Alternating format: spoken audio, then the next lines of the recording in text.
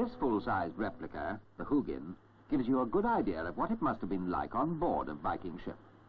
By modern standards, it may seem pretty primitive, but there's a lot more to Viking ships than meets the eye.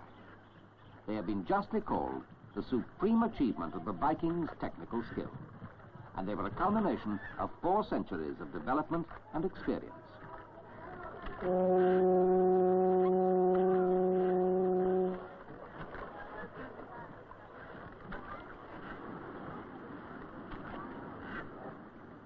The reason we know so much about these ships is that the Vikings sometimes buried their chieftains, ships and all, under huge burial mounds. The blue clay of Scandinavia has the remarkable property of preserving wood, and a number of Viking ships have been excavated from burial mounds almost complete. The best-known ones were found in Norway, at Gokstad and Oseberg. This picture was taken during the excavation of the Gokstad ship in 1880.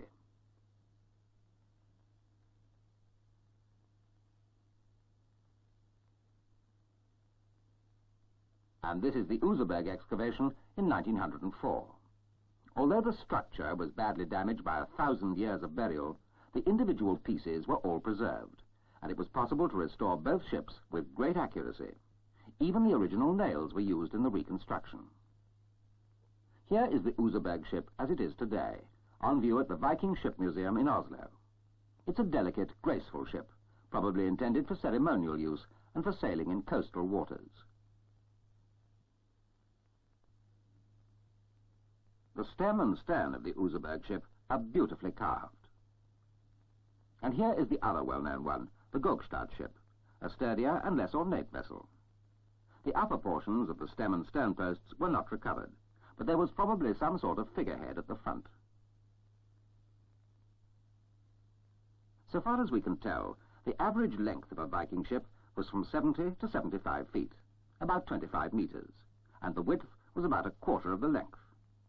The ships weighed about 20 tons, but the depth of water needed to float them was less than 4 feet, because they were practically flat-bottomed and rested on the water rather than in it.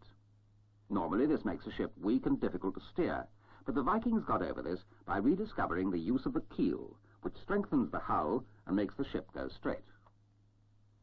With a draft of only 4 feet or less, a Viking ship could be sailed in narrow rivers and inlets, and could easily be beached. But the remarkable thing is that the same ship was just as much at home on the high seas and could ride out stormy weather without difficulty. This was because the prow and stern were swept up high above water level. An ordinary open boat would have been swamped in heavy seas because the bows would be submerged when the ship slid down into the trough between the waves. But the extra high bows of the Viking ship stopped the water from coming in. Another reason they could survive in rough seas was that Viking ships were specially constructed so that the entire hull was flexible. The planks, or strakes, overlapped, so that in cross-section they looked like this, a method known as clinker building.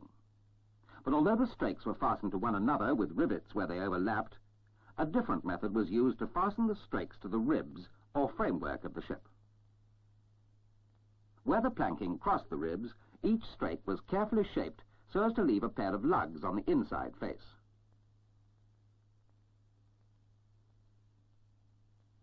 The ribs had holes in them, and these corresponded with holes in the 2 lugs on the strake. A cord was tied through all 4 holes, making a firm but flexible joint, which could give slightly under the impact of the waves. Since the same boat could be used both on the open sea and in shallow rivers, the Vikings could sail across the North Sea and then travel round the coasts of England and the continent, sailing up each river as they came to it. When they saw a village, they went ashore and plundered it.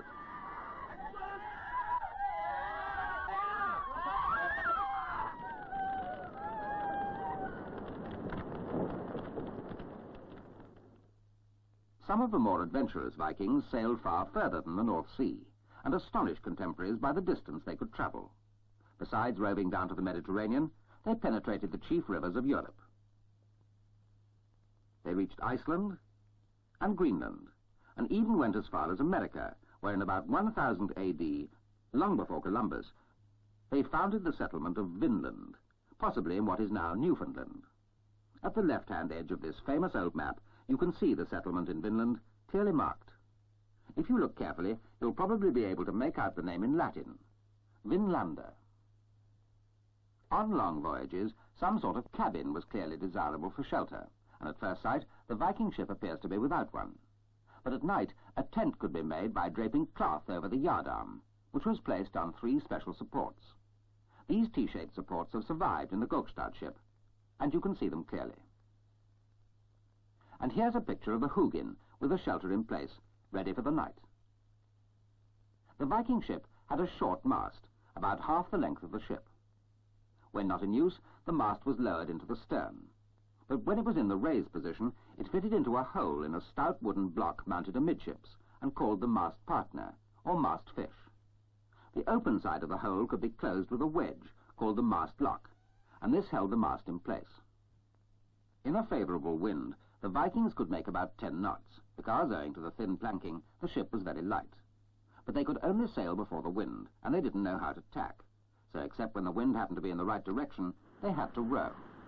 There were usually 15 or 16 oars each side, and the men sat on their sea chests while rowing. Rowing a ship of this size required not only strength, but a considerable amount of skill. The holes for the oars were usually cut in the 3rd plank from the top, and as you can see from this model, they were specially shaped to enable the blade of the oar to pass through without making the hole too big to act as a rowlock. On the inside, each oar hole could be covered with a little shutter, which was swung into place when the oars were not in use. This prevented the water from coming in. For convenience, and to give them some protection, the Vikings fastened their shields onto the side of the ship. The topmost strake was often specially slotted to enable the shields to be fastened on. At the front of the ship, there was often a dragon figurehead to scare away evil spirits. Very few actual examples have survived, but here is a genuine figurehead from a ship excavated in Belgium. It probably dates from the 8th century.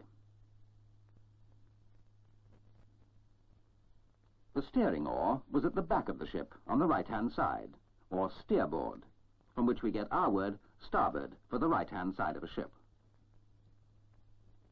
You can see from this model that the oar was held by a leather strap at the neck and attached by a short rope to a rubbing chock further down.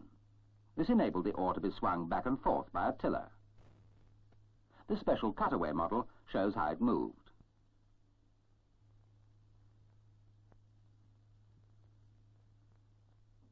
The steering oar came down well below the keel, so in shallow water the strap was loosened and the oar could then be pulled up out of the way by means of a rope attached to the lower end.